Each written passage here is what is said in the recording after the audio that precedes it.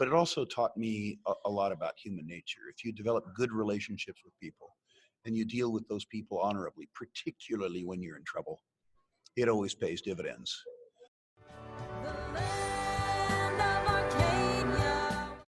Hello there, my friends. Chris Marcus here with you for Arcadia Economics, and we're back at the New Orleans Investment Conference. And as you can see here, a pleasure as always to be joined by Rick Rule Sprott Global, who's speaking at the conferences, directing the investments, digging into all these good things. And Rick, great to have you here. How's everything been going for you at the conference this week? Pleasure's mine. Life is good, except for, as you can hear, a deep chest cold. Yep, I know you haven't been feeling your best. And I appreciate it. I think that's one of those things in life. It's easy when things are good and you're still here and making some time.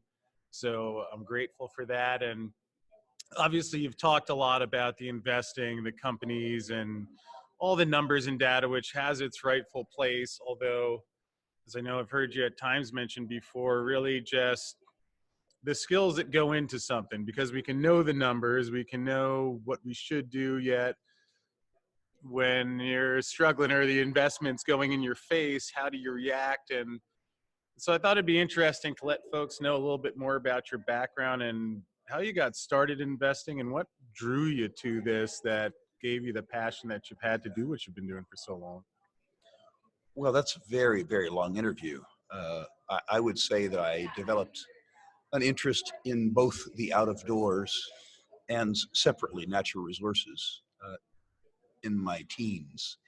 I had the good fortune to attend the University of British Columbia, which had a major that combined natural resources and finance, which was a great major.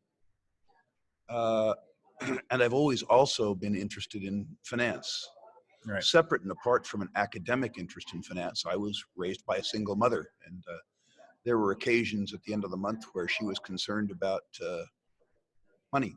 So while I didn't ever aspire to be the richest person on the planet, I certainly did aspire to not ever having to worry about money, and mercifully, I've gotten myself there. Right.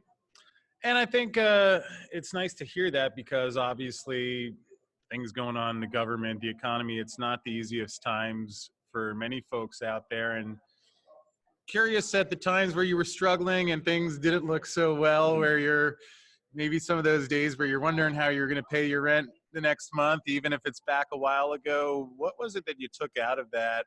Because I think that's what shapes how we handle these situations. I'm curious how that's been for you. Well, there were, of course, those times. Early in my career in the 1970s, I had the wind in my sails. It was a tremendous market in commodities, and I made, for a young man, a ferocious amount of money. I, of course, mistook a bull market for brains, and when that market ended, so did my fortune, to the extent that in the early 80s I was sub-zero, meaning I had a negative net worth.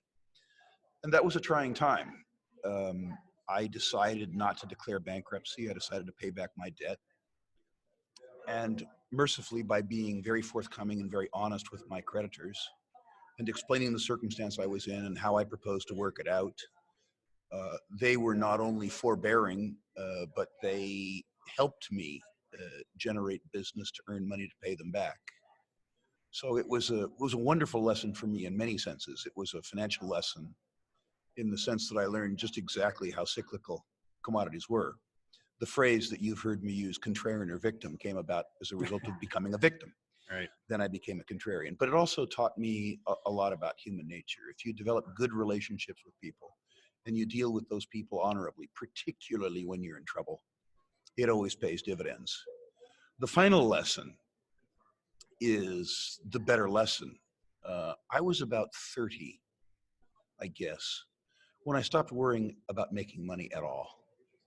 When I started focusing on delivering utility for other people, making other people money, understanding that making rich people richer is the surest way to make money in the world.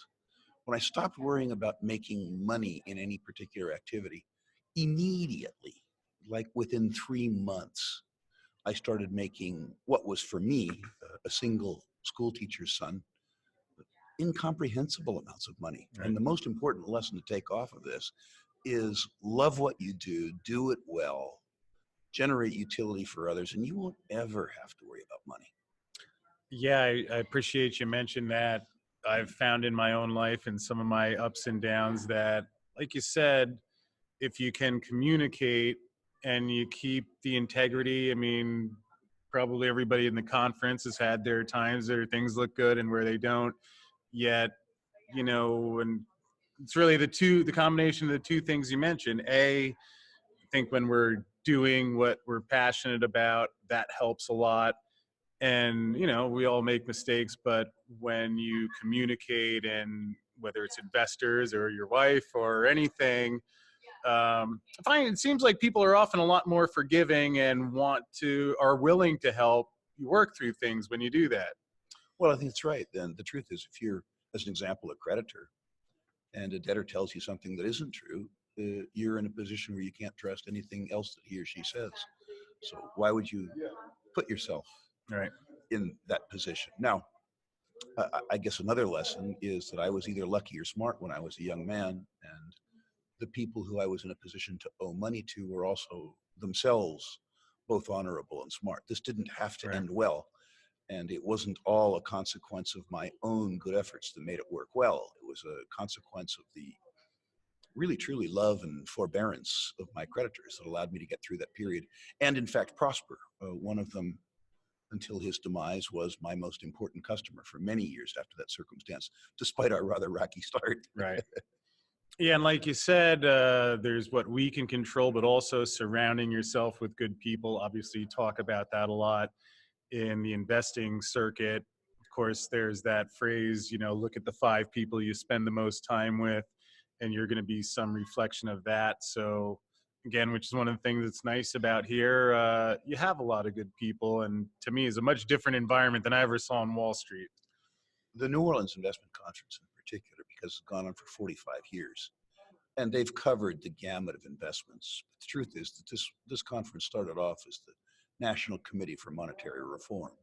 This conference started off many years ago to legalize gold ownership among private Americans. Mm-hmm. So this conference is unique in what you say. It's got a very long and distinguished provenance, and it's fun to speak here. I can speak from the podium to an audience that I've addressed for 30 years. Right. You don't have to introduce yourself. You don't have to apologize for anything. These folks already know all my warts. It's a great place to be. And what, as we've talked about before, one of the things when I first became familiar with you, I just love listening to you talk. You're a charismatic, engaging speaker, which obviously is an important thing if you're representing a company, because you may have the greatest product or the greatest investing ability, but if no one wants to listen to you talk. So how did you develop that? Anything in particular that you did? Conversely, Chris, if you asked me about baseball or popular culture or things I'm not interested in, don't know about, I'd be a horrible speaker. Right. I'm still flattered, frankly, that people are interested in that small sphere of human activity that I'm good at talking about. I'm not wonderful at a cocktail party because although my knowledge is extremely deep, it's not very broad. And I'm fairly frankly, very flattered that people would like to talk to me about investing or natural resources. Is something that I enjoy. Mm-hmm. Certainly, people tell me I have a good vocabulary. That's because I'm a voracious reader. I love when you say ubiquitous. That was one of my Ubiquitous is a wonderful word. English is a spectacular language. I don't know any other language well. They're probably all spectacular. But English is such an evolving language and such a spectacular language. English, unlike most other languages in the world, we generate so many new words every year. Right. It's a wonderful communication medium. Yep, but I guess we didn't have cryptos and a lot of these old words, and perhaps is one of the nice things about life where we see how things evolve.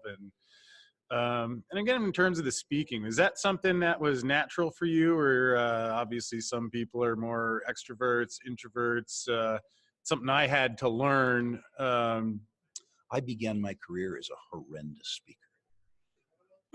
I spoke the way that I wanted to hear, which means that I was so busy defending my thesis and establishing credibility that I didn't give people a topic statement. They didn't know what I was defending. Right. I was a very thick, very dense, very pedantic speaker. So I took Xerox learning systems, public speaking course, Mhm. which helped a lot, structured speech. And then I began to rethink how I spoke. It wasn't a consequence so much of exposing what I knew as causing people to understand what I knew. Right. And when I began to construct topics from the point of understanding rather than exposition, I began to become a good speaker. You Yep. have to assist people in understanding what it is that you're trying to say, or else you're not an effective communicator. Yeah, and perhaps maybe that's just a sign of when we're maturing, where it's great what we think and what we know, but really incorporating, which again, obviously a big skill as an investor, where okay, it's great that you know, but that X, Y, or Z, yet when you're waiting for the price to move, you're essentially waiting for the rest of the world to figure out what you've already figured out. When I get it right, I mean, what you're saying is true. Remembering, of course, you need to leave room for error. But Yep. yes. So what would you say, if looking back on all the years you've been doing this, perhaps what was the biggest win that stands out, whether it was investing or just building a relationship? And also, what was perhaps your biggest learning lesson? Well, certainly the person who helped me understand in my career that making money was unimportant was my wife. I had the good fortune of liking what I was doing. And she said, why don't you just focus for a little while on your craft? Mhm. And immediately came the money.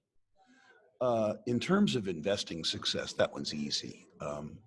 Identifying the coming uranium bull market in 1998. Yeah. Jim Dines will tell you he was the first. I'll tell you I was the first. There were 5 uranium juniors in 1998. The price of uranium was $8 a pound. It cost the industry $20 a pound to make it. Yeah. It was very clear to me that the price had to go up or the lights would go out. I was early in that trade. I mean, I was way long in 1998. The market didn't move till 2002.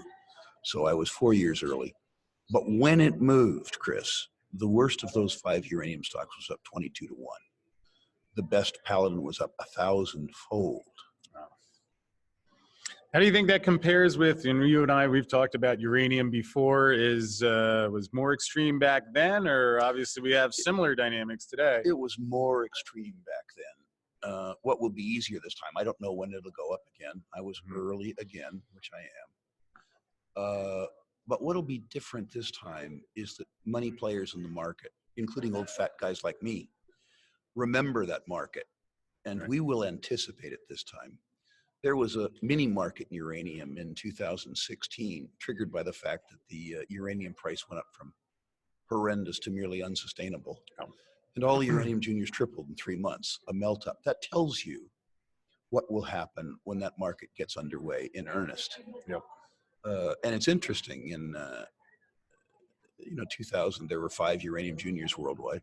There's probably only 10 or 11 uranium juniors that are viable worldwide now. The population is not that much greater. Yep. The market will not go as crazy as it went then. That was coming off a 20-year bear market. But the ascent, once it gets underway, will be much quicker because the market's memory of uranium mania is much more recent. Although it'd be interesting to see, and I don't know, maybe this was the same back then. Obviously, we have Twitter, Facebook, screens that are shooting out EMF waves that we get hooked into, where by the end of the day, it takes time to detox. So there's a shorter, seems like the attention span is getting shorter and shorter. So I wonder how many people are even looking back a couple years now. 2 comments to that. I thought about this a lot, Chris. I think the uranium market will not be kicked off by your generation. It won't be kicked off by the new media generation. It'll be kicked off by my generation. Right. The uranium market is so thin that a few old fat guys can move it by themselves.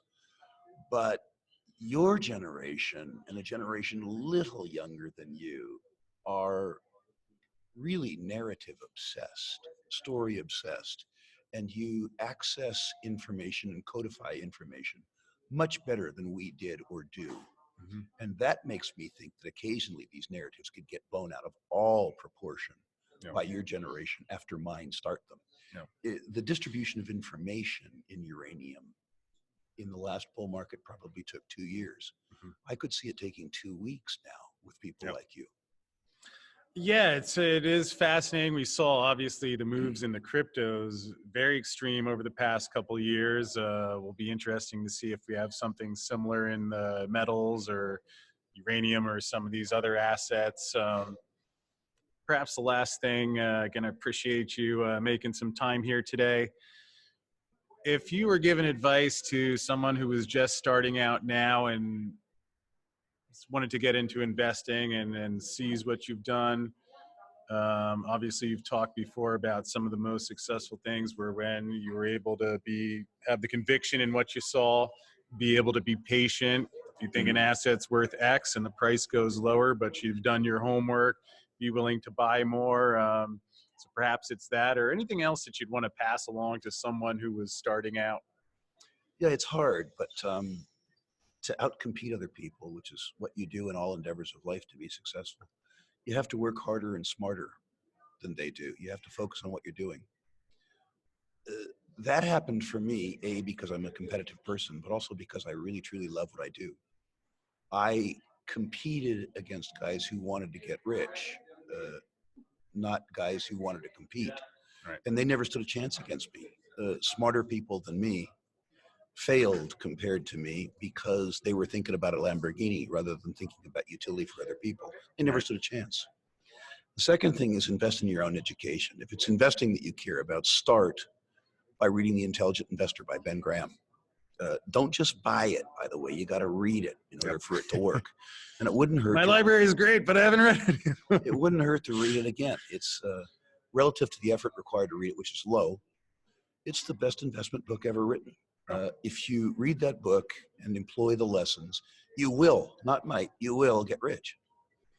Yeah, and Rick, in closing, I guess one of the things I've taken away from today's talk and before is perhaps if there was one skill to get great at is being a great teammate, being a great partner.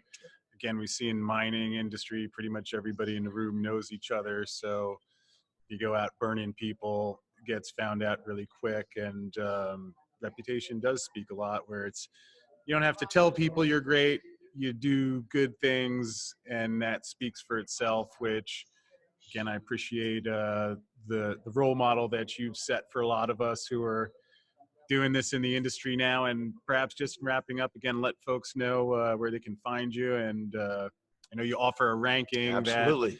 that a lot of our viewers, I think, took you up on last time, and I know some expressed to me how they really appreciated that. So I am grateful for that. As an inducement to your listeners to reach out for me, if you send me your natural resource portfolios, please, names and symbols in text. Don't make an old man try and open an attachment. And if you send those to rankings, rankings at sprottglobal.com, I will rank your companies and return them by email, and I will comment where appropriate on these companies. I look forward to any questions that you might want to append. If I think I can answer them, I will. Rick, you've been a great resource, been a great friend. Go feel better, rest up. We'll talk to you soon. Thank you.